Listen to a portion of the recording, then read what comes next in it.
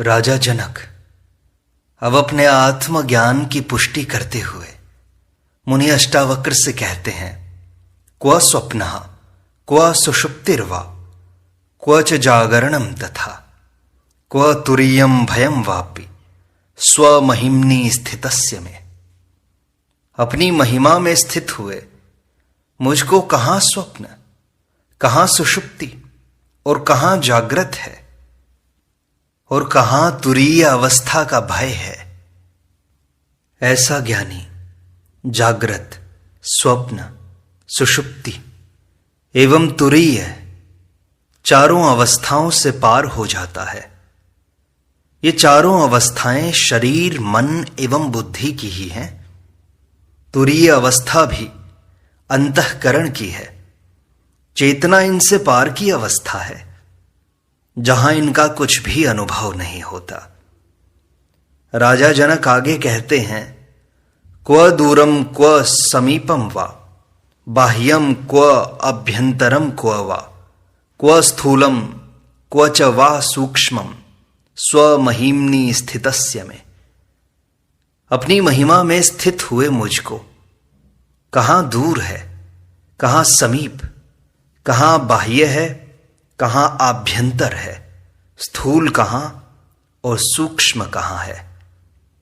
आत्मा की महिमा में स्थित हुए ज्ञानी के लिए दूर तथा समीप, बाह्य तथा आभ्यंतर, स्थूल तथा सूक्ष्म का भेद ही समाप्त हो जाता है।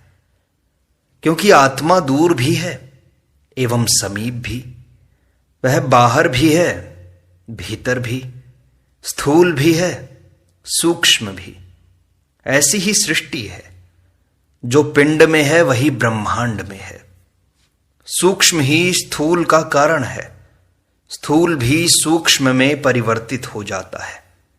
ऊर्जा और पदार्थ भिन्न नहीं है, एक दूसरे में रूपांतरण हो जाता है। वैज्ञानिक जिसे क्वांटा कहते हैं, वैसा ही आत्मा का स्वरूप है। न स्थूल न सूक्ष्म, न पदार्थ है न तरंग और न ही दोनों। राजा जनक आगे कहते हैं, क्व मृत्युर्जीवित वा क्व लोकाः क्वास्य क्व लौकिकम क्व लयः क्व समाधिर्वा स्वमहिम्नि स्थितस्य में। अपनी महिमा में स्थित हुए मुझको कहां मृत्यु है अथवा कहां जीवन, कहां लोक है, कहां इसका लौकिक व्यवहार, कहां लय है और कहां समाधि। आत्मा का न जन्म होता है ना ही मृत्यु, वह तो सदा है। जिसका जन्म है उसी की मृत्यु है। यदि जन्म न हो तो मृत्यु भी नहीं है। आत्मज्ञानी आत्मवत हो जाने से कहता है कि न मेरी मृत्यु है न ही जीवन। मृत्यु और जीवन शरीर का ही होता है, आत्मा तो अमर है। आत्मा के लिए लोक तथा लौकिक व्यवहार भी नहीं है, इनका भी संबंध शरीर से है। लय और समाधि भी मन की है। आत्मा एक ही है, उसका न किसी में लय होता है न उसकी समाधि लगती है। ये सब अज्ञान जनित धारणाएं ही छूट सकती हैं। जनक आगे कहते हैं, अलम त्रिवर्ग कथया योगस्य कथयाप्यलम अलम विज्ञान कथया विश्रांतस्य ममात्मनि। अपनी आत्मा में विश्रांत हुए मुझको त्रिवर्ग की कथा का क्या तात्पर्य है। योग की कथा भी पर्याप्त है, विज्ञान की कथा भी पर्याप्त है। जो ज्ञानी पूर्णता को प्राप्त हो गया उसके लिए धर्म, अर्थ, काम आदि की कोई अपेक्षा नहीं रहती, क्योंकि सिद्धि प्राप्त होने पर साधन व्यर्थ हो जाते हैं। इसी प्रकार योग और विज्ञान की भी आवश्यकता नहीं है। जब कुछ पाना ही शेष नहीं रहा तो इनका प्रयोजन ही समाप्त हो गया। सब छूटकर एक आत्मा में स्थित होकर योगी सब कुछ पा लेता है। यही तो परम धर्म है। इस प्रकार अष्टावक्र गीता में 19वां प्रकरण समाप्त होता है। 20वें प्रकरण का प्रारंभ करते हैं। राजा जनक अपनी जीवन मुक्ति की दशा का वर्णन करते हैं। कहते हैं, क्व भूतानि क्व देहो वा क्वेन्द्रियाणि क्व च वा मनः, क्व शून्यम क्व च नैराश्यम मत्स्वरूपे निरंजने। मेरे निरंजन स्वरूप में कहां पंचभूत हैं, कहां देह है, कहां इंद्रियां हैं अथवा कहां मन है, कहां शून्य है और कहां नैराश्य है। राजा जनक अपनी जीवन मुक्ति की दशा का वर्णन करते हुए कहते हैं कि मैं आत्मा में अवस्थित हो गया, इसलिए इन सब भूत विकारों से मुक्त हो गया। मेरा यह आत्म स्वरूप निरंजन है, निर्दोष है, अद्वय है, शुद्ध है। इसमें विजातीय तत्व कोई भी नहीं है, सब संयुक्त है, भिन्नता कहीं भी दिखाई नहीं देती। अज्ञान की स्थिति में मेरी चित्त रूपी कैमरे की प्लेट पर इन सभी आकारों, संस्कारों आदि के चित्र बनते थे, किंतु यह आत्मा दर्पण की भांति है, इस पर चित्र बनते ही नहीं। यह साक्षी मात्र है, दृष्टा मात्र है, इसमें विकार पैदा नहीं होते, धारणा नहीं बनती, विचार उत्पन्न नहीं होते। यह हमेशा निर्लिप्त बना रहता है। मैं चित्त नहीं, आत्मा हूं, इसलिए मेरे स्वरूप में ये पंचभूत देह, इंद्रियां, मन आदि नहीं है। इसमें शून्य भी नहीं है, न ही नैराश्य है, क्योंकि यही पूर्ण है, यही आत्मा की महिमा है। राजा जनक आगे कहते हैं, क्व शास्त्रम क्वात्म विज्ञानम क्व वा निर्विषयम मनः क्व तृप्ति क्व वितृष्णत्वम गत द्वंद्वस्य में सदा। सदा द्वंद्व रहित मुझको कहां शास्त्र, कहां आत्मविज्ञान है, कहां विषय रहित मन है, कहां तृप्ति है, कहां तृष्णा का अभाव है। जहां द्वंद्व है वहां मन है। चैतन्य आत्मा में द्वंद्व है ही नहीं, वहां स्त्री पुरुष का भेद भी नहीं है। जड़ चेतन, प्रकृति पुरुष, सगुण निर्गुण, ज्ञान विज्ञान, तृष्णा तृप्ति आदि के सब भेद समाप्त होकर एक ही तत्व शेष रहता है। दो होने पर ही भेद प्रतीत होता है। इसीलिए जनक कहते हैं कि आत्मज्ञान प्राप्ति पर मैं द्वंद्व रहित हो गया। अब न मुझे शास्त्र की आवश्यकता है कि मैं उन्हें पढ़कर आत्मा कैसी है इसे जान लूं। आत्मविज्ञान की भी मुझे आवश्यकता नहीं है, क्योंकि अध्ययन से जो जाना जाता है वह बौद्धिक होता है। मैं तो स्वयं आत्मा हूं। अतः अब मुझे शास्त्र एवं विज्ञान पढ़कर क्या करना है। मैं विषय रहित मन की भी बात नहीं सोचता, जैसा कि अष्टावक्र ने प्रथम सूत्र में ही कहा कि विषयों को विष के समान छोड़ दे।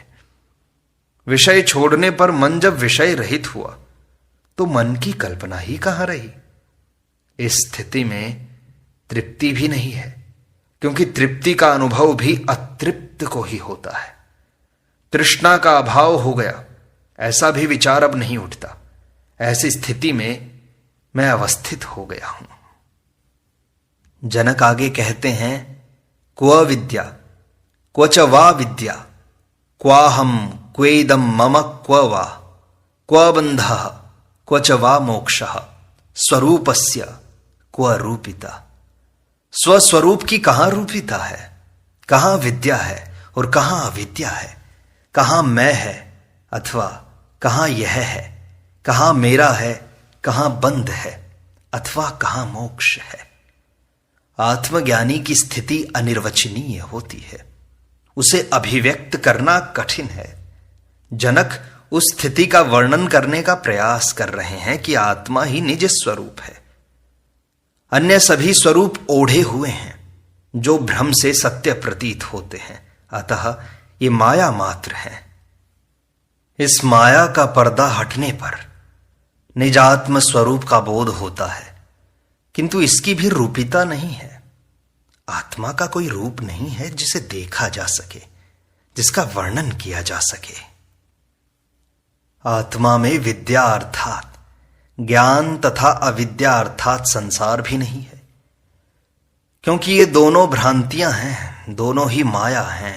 आत्मा में मैं अथवा यह का भेद ही नहीं है, क्योंकि अहंकार से ही मैं की प्रतीति होती है एवं मैं होने पर ही यह का आभास होता है। आत्मा एक ही है, उसमें दूसरा कोई है ही नहीं, इसलिए यह भेद भी नहीं रहता। जहां मैं नहीं वहां मेरा भी नहीं है। आत्मा का कोई बंध नहीं है, इसलिए मोक्ष भी नहीं है।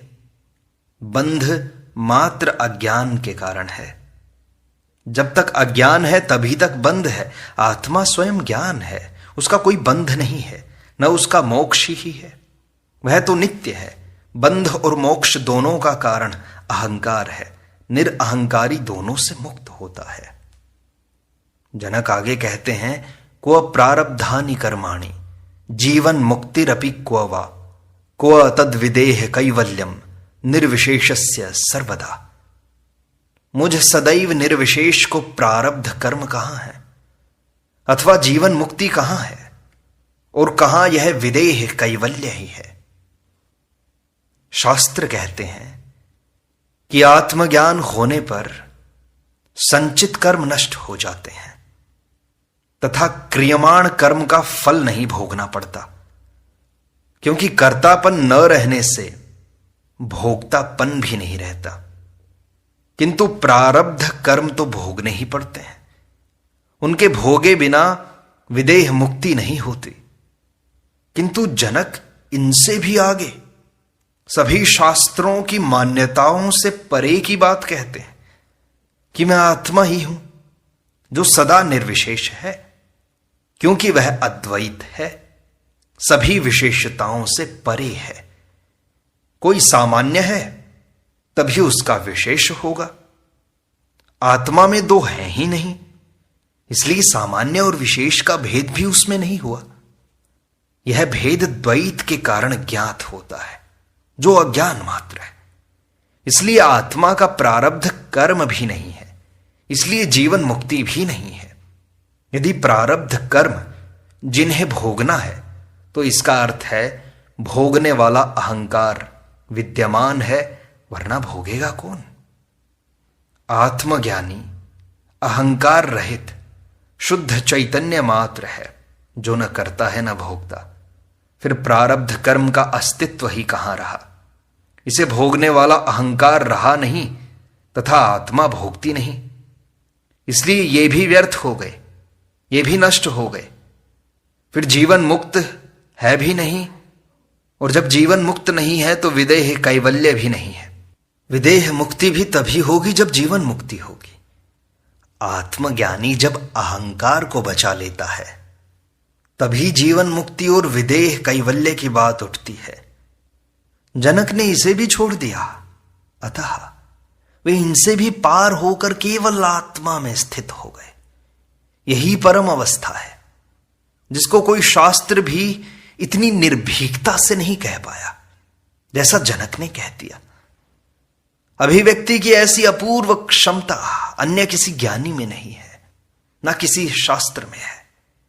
इसीलिए अष्टावक्र गीता अध्यात्म का शिरोमणि ग्रंथ है, जिसकी तुलना नहीं है। जनक कहते हैं, क्व कर्ता क्व च वा भोक्ता निष्क्रियम स्फुरणम क्व वा क्व प्रोक्षम फलम क्व वा निस्वभावस्य में सदा। सदा स्वभाव रहित मुझको कहां कर्तापन है, कहां भोक्तापन है, अथवा कहां निष्क्रियता है और कहां स्फुरण है, कहां अपरोक्ष ज्ञान है और कहां फल है। अज्ञानी मन और अहंकार में जीता है। चित्त की वृत्तियों के स्फुरण से ही स्वभाव बनता है तथा अहंकार के कारण ही वह अपने को कर्ता मानता है।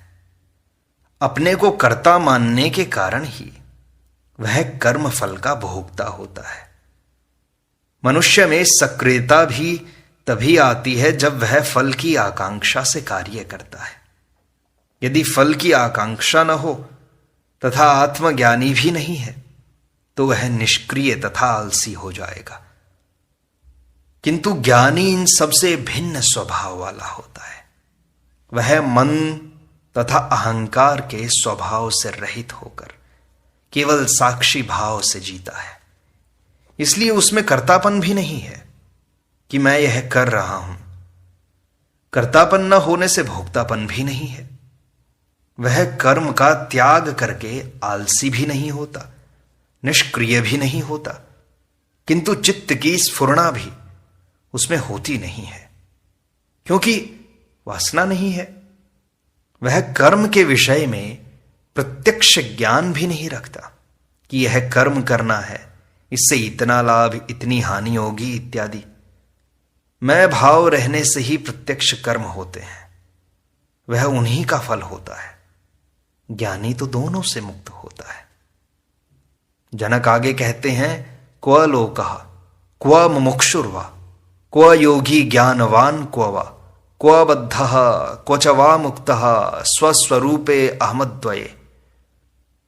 मुझ अद्वय स्वरूप को कहां लोक है अथवा कहां मुमुक्षु है, कहां योगी है, कहां ज्ञानवान है, कहां बद्ध है और कहां मुक्त। जनक कहते हैं कि मैं आत्मा हूं जो अद्वय स्वरूप है। सृष्टि में दो हैं ही नहीं, आत्मा, परमात्मा, जीव, ब्रह्म, प्रकृति, पुरुष आदि का विभाजन सृष्टि में कहीं नहीं है। सभी उस एक ही आत्मा का विस्तार है। दो को तो मानना ही अज्ञान है, भ्रांति है। मैं आत्मा होने से अद्वय हूं। मुझे अज्ञान के कारण जिन भिन्नताओं की प्रतीति हो रही थी वह नष्ट हो गई है। अब मेरे लिए न कोई लोक है जहां मैं रहूं, क्योंकि मैं ही सर्वत्र हूं। मेरा कोई निश्चित स्थान नहीं हो सकता। न मेरी मुमुक्षा है कि मैं मोक्ष प्राप्त करूं, क्योंकि मैं जहां हूं वहीं मोक्ष है। मोक्ष मुझसे भिन्न नहीं है। योगी मार्ग पर है, वह चल रहा है, उसे भी पाना है। वह साधक है तथा ज्ञानवान, वह जिसे ज्ञान हो गया है। किंतु मैं आत्मवत होने से स्वयं ज्ञान हूं, ज्ञानवान नहीं हूं, क्योंकि ज्ञानवान एवं ज्ञान भिन्न नहीं है। मैं न बद्ध हूं न मुक्त हूं, क्योंकि न आत्मा का कोई बांधने वाला है, न ही वह मुक्त होती है। वह तो सदा एक ही भाव में रहती है। ऐसा ही मैं हूं। जनक कहते हैं, क्व सृष्टि क्व च संहारः क्व साध्यम क्व च साधनम क्व साधकः क्व सिद्धिर्वा स्वस्वरूपे अहमद्वये। मुझ अद्वय स्वरूप को कहां सृष्टि और कहां संहार, कहां साध्य है और कहां साधन है, कहां साधक है अथवा कहां सिद्धि है। विभिन्न धर्म सृष्टि एवं उसकी प्रलय संबंधी विभिन्न धारणाएं व्यक्त करते हैं। कुछ कहते हैं कि यह सृष्टि अनादि है, इसे किसी ने बनाया नहीं है, यह कभी नष्ट नहीं होगी। तो कुछ कहते हैं परमात्मा ने 6 दिन में सृष्टि बनाई, वही इसका संचालन कर रहा है, वही इसका संहार भी करेगा। कुछ कहते हैं सृष्टि परमात्मा की अभिव्यक्ति है, एक ही ब्रह्म विभिन्न रूपों में अभिव्यक्त हुआ है। फैलना, विस्तार को प्राप्त होना ही इसका गुण है। सृष्टि का निर्माण संकल्प से हुआ, एक सीमा तक इसका विस्तार होगा, इसके बाद वह पुनः सिकुड़ेगी एवं निज स्वरूप ब्रह्म में पुनः विलीन हो जाएगी। यही प्रलय की स्थिति होगी। विज्ञान भी मानता है कि पदार्थ और ऊर्जा भिन्न नहीं है। पदार्थ ऊर्जा का दृश्य रूप है एवं ऊर्जा पदार्थ का अदृश्य रूप। दोनों एक दूसरे में परिवर्तनशील हैं। पदार्थ कभी नष्ट नहीं होता, उसका ऊर्जा में रूपांतर हो सकता है एवं ऊर्जा पुनः पदार्थ का रूप ले सकती है। भारतीय अध्यात्म की धारणा भी पूर्ण रूपेण वैज्ञानिक है। वह नहीं कहता कि परमात्मा ने कुंभकार के जैसे सृष्टि से अलग कहीं आकाश में बैठकर 6 दिन में उसे बनाया तथा यह उसके आदेशानुसार चल रही है। वह चाहे तब इसका संहार कर सकता है। ऐसी धारणा अवैज्ञानिक है, बचकानी है, मूर्खतापूर्ण है। ऐसी धारणा क्षुद्र बुद्धि का अनुमान मात्र है कि सृष्टि है तो उसे कोई बनाने वाला होना चाहिए। बिना बनाए घड़ा भी नहीं बन सकता, तो बिना बनाए सृष्टि कैसे बन सकती है? किंतु यह अज्ञानी की कल्पना मात्र है। अद्वैतवादी कहते हैं कि परमात्मा कोई व्यक्ति नहीं है जो एक स्थान पर बैठा है और वहीं से सृष्टि का निर्माण संचालन कर रहा है तथा वही संहार भी कर रहा है। वह कहता है कि परमात्मा एक विराट चेतन ऊर्जा है, असीम है, उसे परिभाषा में नहीं बांधा जा सकता। वही ऊर्जा विभिन्न रूपों में अभिव्यक्त हुई है, समस्त रूप उसी के हैं, वही अस्तित्व है, वह मूर्ति में भी है, समस्त प्राणी एवं वनस्पति में है, तो पत्थर में भी वही ऊर्जा है। ऊर्जा ही घनीभूत होकर पत्थर दिखाई देती है। इसलिए परमात्मा और उसकी कृति भिन्न नहीं है, दो नहीं है। सृष्टा और सृष्टि दो नहीं है, एक ही है। अद्वैत की ऐसी अनूठी धारणा अन्य किसी धर्म में नहीं है। यही धारणा पूर्ण वैज्ञानिक है। सूफी, थियोसॉफी, बुद्ध, लाओ त्से, तंत्र इत्यादि इसी दृष्टि का समर्थन करते हैं। फिर यदि परमात्मा है तो उसे पाया भी जा सकता है। यह विवाद, तर्क एवं शास्त्र से प्राप्त नहीं होगा, विज्ञान की प्रयोगशाला में नहीं देखा जा सकता। उसको पाने का मार्ग है ध्यान तथा प्रेम। राजा जनक सद्गुरु के कारण केवल बोध मात्र से इस अद्वय स्वरूप को उपलब्ध हो गए। वे कहते हैं कि जब संपूर्ण सृष्टि आत्मा का ही विस्तार है तो आत्मा ही मूल तत्व है, वही अस्तित्व है। फिर उससे भिन्न न कोई सृष्टि है न उसका संहार है, क्योंकि अस्तित्व कभी नष्ट नहीं होता, ऊर्जा नष्ट नहीं होती। जिसने आत्मा को पा लिया उसके लिए साध्य, साधन, साधक एवं सिद्धि सब व्यर्थ है। ये सब तो अज्ञानी के लिए है। इस प्रकार अष्टावक्र गीता का यह भाग यहीं संपूर्णता को प्राप्त होता है। शेष अगले अंक में।